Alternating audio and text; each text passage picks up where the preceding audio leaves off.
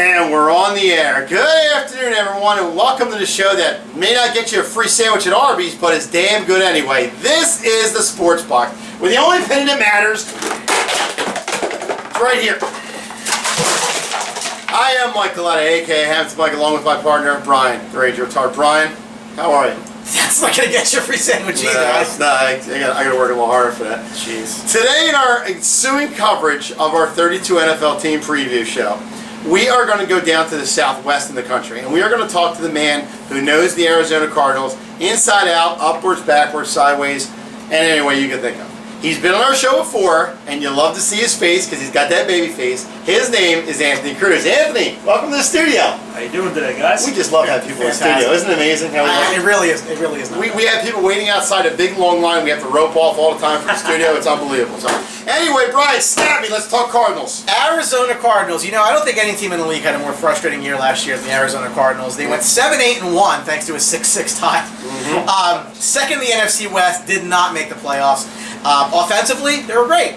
9th ranked through the air, 18th on the ground, which is kind of not really that telling because David Johnson catches a lot of balls.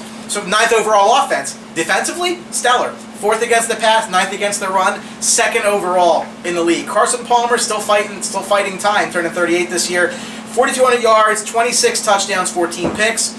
David Johnson, what more can you say? 1,200 yards rushing, 16 touchdowns, and then another 80 catches for 879, 4 touchdowns receiving. He was actually their 2nd highest receiver. And then he made the playoffs. Out of the backfield. And then he made the playoffs. Larry Fitzgerald's also fighting Father Time. 107 catches, 1,000 yards, and 6 touchdowns. Defensively, they were just off the charts. They had 3 players with over 8 sacks individually. The most sacks in the league, 48 sacks. That's an average of 3 per game. And then they make the playoffs. And they were 2nd in recovered fumbles. I mean, they really were just... Wow. I don't understand how they missed the playoffs this year with a team that good, but what are you going to do? And they missed the playoffs. They missed the playoffs. First round pick was Hassan Reddick, a local boy out of Temple, inside linebacker, 13th overall. Great pick. And they had 2 top 10 units, and I just set you up for just. I'm sorry. And they missed the playoffs. I was taking my Xanax. Jeez. I didn't miss the playoffs again. I'm sorry. It's got to stink. I'm still stunned. It's got to sting. It's Really very unlikely. painful after looking at all these stats and where they ranked. It's actually very, very painful, and especially for a head coaching standpoint from Bruce Arians. Not as painful as our Atlanta guy. Did you know? No. 28-3. Oof.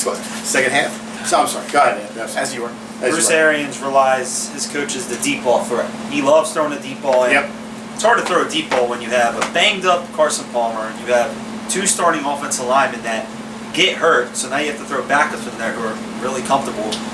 Michael Floyd, they lose to a DUI. John Brown, another deep threat. He struggled last year. He had a lot of sickle cell issues. Then you have your guy who's also aging, Larry Fitzgerald, leads the league in receptions. Is one of his primary targets, and then, like you guys stated, David Johnson, emerging star coming out of Northern Iowa. Nobody knew he was going to explode like this, and arguably he could be the best. Yeah, could be the best running back in the league. So, from an offensive standpoint, I think this year they will do a lot better. But my only concern is Carson Palmer, whether he can stay healthy, because a couple more hits, it's going to disintegrate. I think you got to look at this offense too a little bit past Carson Palmer, because you got an aging Larry Fitzgerald who's still a good player, but you got to wonder when he's going to, hang it up. You got J.J. Nelson, who is a good receiver, maybe not a great receiver, and John Brown, who is John Brown. A tight end with Troy Nicholas in there this year and Jermaine Grisham. Where is this offense heading, Anthony? Is this going to be a one more run to the Super Bowl attempt to get Carson Palmer there and with everybody else that he has, and then maybe just revamp the whole team? Or, do you think they're okay for the next couple of years? I don't think they're okay for the next couple of years. I think for Arizona, it's win now. Yep. Within this year and next year, I think a lot of people think about the Cardinals for the 1 year where their offense was stellar. Not the past year, the year before. I think it's going to be their defense that's going to lead them. I mean, if the Cardinals offense can put up a couple touchdowns and a field goal there, I think with their defense, they will do well. I mean, they did lose some defenders, but they did end up keeping one of their main guys, Chandler Jones, for the pass rush. Yep. And you had Marquise Gold in there.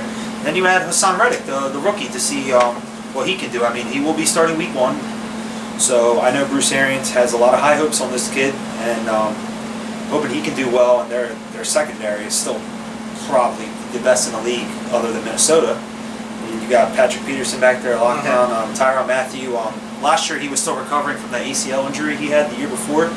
So I think this year they're going to do a lot better than last year, offensively and I think defensively. Quickly off the defense, you talk about Hassan Reddick getting in there this year. I think you're going to have the big three in Arizona. You're going to have Chandler Jones, Carlos Dansby, and Hassan Reddick in there. That's a big inside presence, so a lot of teams are going to get away from the run against them. And throwing with that, you got the secondary, bringing back Bethea again from San Francisco back in the lineup, but you got Patrick Peterson, you got Matthew back there. You got a lot of secondary help and support back there. I think they're going to be good on defense again this year. Definitely. Talk about a little bit about the Reddick pick. Now, the Reddick pick to me was interesting because he was a guy who was like pretty much jumping up draft boards as we came closer and closer to draft. Local kid, drafted in Philly, great story. I guess my question is twofold. Do you think that he became the pick because a lot of guys thought that they might go wide receiver? Again, the way that this group was kind of playing itself out, again, Fitzgerald's only got so much time left. John Brown had just a bad year. Again, injuries, we understand that, but he really tailed off. He had half his yards, only 2 touchdowns. I mean, they really had to address that position. And the top 3 receivers all went before they had a chance to make their pick.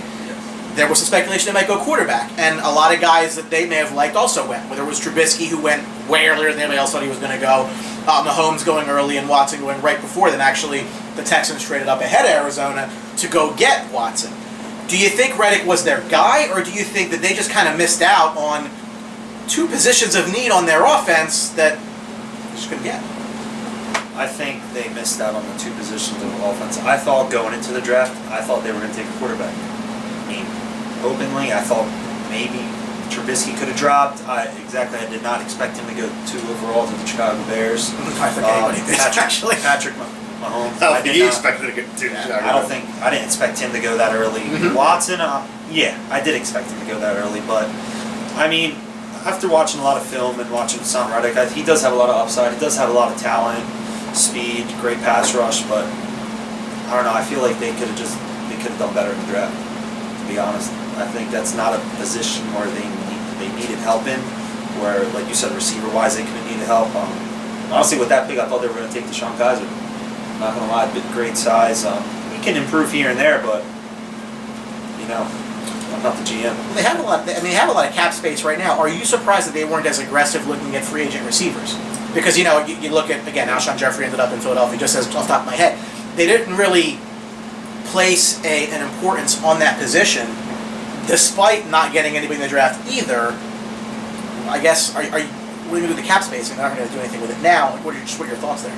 I honestly did think, like you said, Alshon Jeffrey. I didn't think they would get him. I thought they were going to definitely go after Torrey Smith, who's a deep ball threat, and I thought could have helped them out very well. But yeah, I'm very shocked that in free agency they didn't really, especially receiver wise, they didn't really push harder because they have so much cap space. Hopefully, at the end of this year, after this year, they can hopefully make some moves because Fitzgerald, how many years he has left. Palmer, I mean, I don't think Drew Stanton as a backup is a franchise quarterback. Right. You talk about what they did do in the offseason. They brought in 3 offensive linemen to try to protect the aging Carson Palmer and Mike Upata from San Francisco, AQ Shipley from Indianapolis, and they brought in Jared Vahir from Oakland.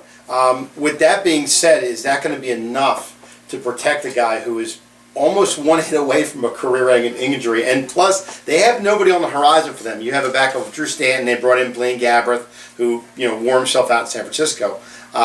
So is that enough to keep him running around and make him have a good year?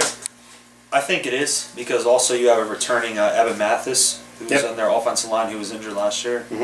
I think it will be enough, but if that offensive line starts to get troublesome in injuries, then I think it's going to be a problem, because then you throw in another backup back there, you have a great defensive end on any team. He's going to get smoked, and if he gets that 1 or 2 hard hits, he's down. And again, I just look at last season for this team, and I'm just shocked that they weren't better than they were. They really only had 2 back-to-back wins all year. Or 2 sets of back-to-back wins is what I mean. They beat the Niners and Jets. Oh my God, right? And then they beat the Seahawks and Rams at the end of the year. They lost games to teams last year that really, again, you look at the way that the season started. They lost to the Pats at home. I mean, I don't think anyone's going to be crazy about that. Yeah. To go into Buffalo, lose the way they did, and then they came home and lost to the Rams. I mean, that's kind of where the crack started to show. But you look at their statistics, and I mean, this is way better than a 7-win team. And I think 100%. I mean, do you think that that's going to be a source of drive for this team? The fact that they played so well last year, they really did. They should have been, yeah. But luck was just on their side. I think they definitely have a drive this year because people now think, oh, the Cardinals, what are they going to be? But I think they have a lot of pride. I think they're definitely going to bounce back this year and do well, like people want them to and expect them to. I mean, they're the Cardinals. You see them the year before. Mm-hmm. They lose in the NFC Championship game, but they can get back to that form, and I think they can definitely give NFC favorite Atlanta a run for their money. Uh-huh. When you look at the schedule that Arizona has this year, I think it's a favorable schedule for them to get back on track. You open up the season at Detroit and at Indianapolis, which I think they, at worst, split with those teams out there. But then they come home for Dallas, which is a tough game, but it is at home, so that should be, that could go either way. You take on San Francisco, you take on a Philadelphia team who's gotten better, but I think they can still beat, the Buccaneers. That's a whole different story. That should probably be lost there. But anyway, they go to LA. At least it's consistent. Exactly. At least then they go to LA to beat the Rams, and they go on the bye week. They come out of the bye week. You beat San Francisco again because I think they're going to be dreadful. But then you got Seattle, Houston, a Jacksonville team that can go either way. Those 3 games we talk about, everybody has a murderer's row. That could be their murderer's row when they need to make a playoff push or to get back to what the Arizona Cardinals were. Yeah. So, I mean, I think that's going to be... The schedule's favorable, though, for them. Exactly right. Well, the one thing I think that... Keep in mind, there's this stigma about West Coast teams coming east to play 1 o'clock games. Yep. And that is of some concern. And they have 3 of those such games in their first 5 weeks. Yep. At Detroit, at the Colts, and at the Eagles in week 5. After that, they have the game in London. Who knows what that's going to... I mean, you never know how that's going to play itself out. And they got 2 other 1 o'clock games in Houston and in Washington. So, from the standpoint of they're playing the NFC East teams, and they're having to go out to Washington, out to Philadelphia, how have they been in these games where they're coming East for 1 o'clock games? Has that been something that has hurt them in the past, or do you think that may play a role in where they may lose to a team like a Philadelphia, God forbid, that maybe they shouldn't lose to just because, again, they're playing at 10 o'clock their time? Yeah, I think that definitely can affect them because, like you just said, if you think about it, if they do play at 1, it's more like 10 in the morning for them when they're used to playing 4 o'clock, which is 1 o'clock for us. So I think that little bit of time right there can be an issue. But at the same time, you're a professional football player. You have no excuse to let time be a factor in the way you play in any way. You look at those last 4 games of the year, I think that could be the murderer's row for them. You're home against Tennessee, who's a better team than they were last year. You go on the road to Washington, who may need that game if at all possible to get into a wild card spot. You got the Giants, who are looking to win the division at home, and then you go to Seattle, a divisional game, which should be tough. So if Arizona is on the verge of making that push to make a better spot in the playoff or even get in, the last 4 games are going to be tricky for them. They're going to have a hard road at the end of the year. Yeah, they need to win at least. I want to say to win that division, they need to win their first 9 out of 12 games, especially with those last 4 games. To try to at least take 2 out of the last 4 and end up 11-5, they're in a good spot. But if they struggle in the beginning with those last couple games, they're going to be in trouble. 9 out of 12, they missed the playoffs again. Heads are going to roll. That happens, man. I feel like we had the same conversation a year ago. A lot of teams did. Where they had this late game in Seattle in December that we thought would be the NFC West Divisional Championship game, so to speak. Last year it didn't play out that way because they lost a bunch of games coming into it. They actually did win that game. You look at it this year, New Year's Eve, they got a game in cold Seattle where they've had some success. If you're a believer in this team, and I am, that they're going to be a team that kind of gets right again for this season, those 2 teams are class of that division by a mile. That really could be the division championship game, if you will. I mean, can be, yes. Could be to win a division and one goes to wild card, or win a division and one goes home, depending on the other division. Yeah, for sure. I mean, again, they're going to rely a lot on David Johnson without question. But I think the one concern you have there, and he's probably a guy for you fancy players. You don't need me to tell you he's going to be a top 2 pick in your draft, and if not, you're drafting with idiots and have fun with that. do they rely on him too much, though? I mean, he's really their jack of all trades, second leading receiver, obviously their leading rusher, but, I mean, all that mileage. In a losing effort, unfortunately, for them last season. I mean, does all that go to waste, or do you think he can... There's still enough there that... They always say running backs coming off that kind of usage struggle the next year. They can't afford for him to struggle. He is the straw that stirs the drink. So, where do you see him? I think they use him just as much, honestly. Not so much in the passing game, because if they could get a couple other guys alongside of Fitzgerald, it'll take a lot of heat off Johnson, because a lot of the defenses, when you play Arizona, you can be like, all right, contain David Johnson.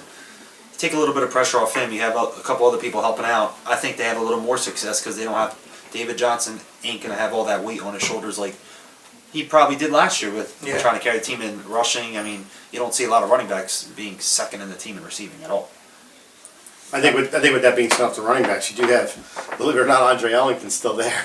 In the Cardinals, I think you use David Johnson until you wear him out or something happens, and you have Andre Ellington to step in, and I think it's a drop-off, obviously, from David Johnson. He's a solid player. But Andre Ellington can carry a little bit of load. He was a lead back there for a little while, and you do have Chris Johnson there for one more year.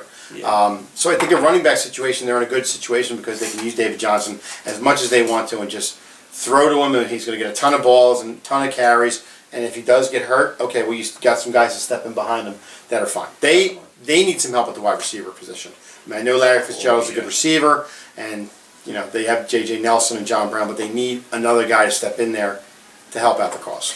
And you think about, they really haven't had a pass-catching tight end in a couple of years either. Like, there never seems to be anything that the Arizona offense can rely on, and maybe that's why they run as much as they do, or why they do so much screen passing to David Johnson. Grisham had a good year last year, but still, they need a guy. They haven't had a guy in a very long time in the Cardinals. I can't even think of it. I really can't off the top of my head think of when they had a guy who's like, I mean, to me, it's like a fantasy relevant guy. How about a top 10 tight end? Yeah, like a guy who's been on that radar at tight end.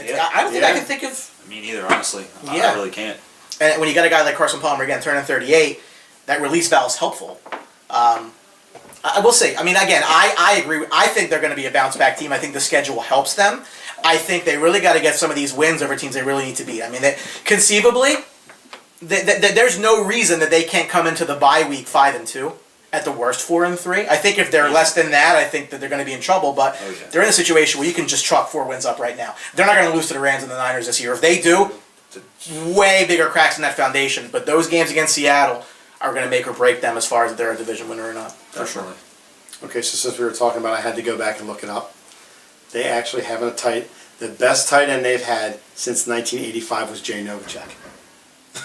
I know that guy. Yeah. I know that guy. You want to talk about Freddie Jones. Freddie Jones played 2 seasons with him, and he played okay. He had a bunch of touchdowns. But going back to Jay freaking Novacek. Oh, my gosh. He was in I think, for a couple of coffee. He was probably the best tight end they've had in a long time. Wow. And really, I mean, it's become such a premier position in the league. I mean, you really can't... A lot of these teams have pass... I mean, obviously New England's leading the way, as they always do with that kind of thing. But the successful teams, for the most part, use their tight end a lot. And for whatever reason, Arizona as a franchise just hasn't. When you're a team like Arizona that used to throw the ball consistently like they did with Fitzgerald and the receivers that they had, and now the running position that they have with Chris Johnson, remember, and they have David Johnson now. So they haven't needed to go to the tight end as much as we say it's a position that's up and coming in the league now. Yeah, you need a tight end that's going to do something. So hopefully in the next 2 or 3 years, Arizona addresses that need and brings in a tight end that they desperately need. Hopefully. Yeah. So, and we're going to put you on the spot with Arizona Cardinals. God knows they didn't make the playoffs last year. They better make it this year. What do you think of your boys this year? What's the record?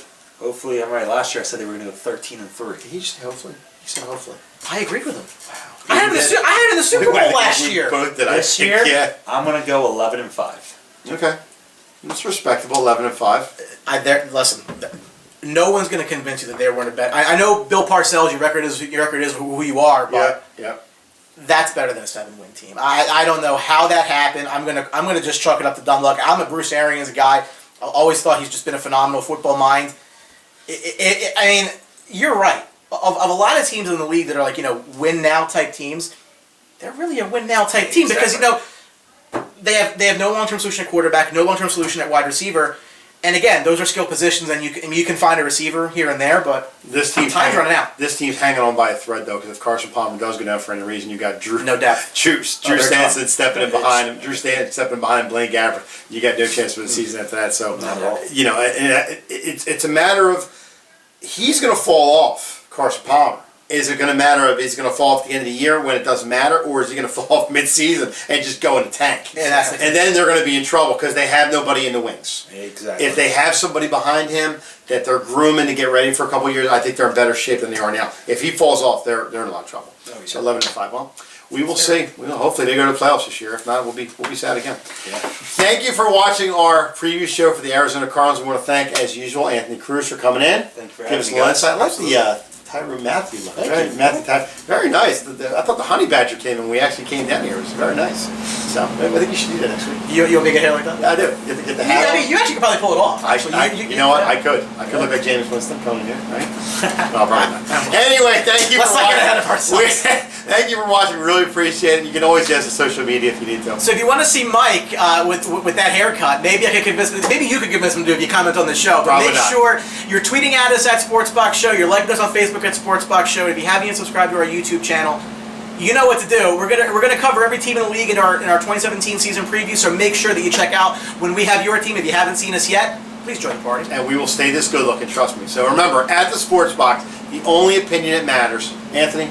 It's here. Oh, see, people need to know that. You got to know that. If you don't come down here. Say it. This episode of the Sports Box is sponsored by DJ Cruz, a.k.a. Anthony Cruz. For all your DJ and event planning needs, call Anthony at 609-513-6395 and mention you saw him on the Sports Box. 1, 2, 3. Don't forget to subscribe.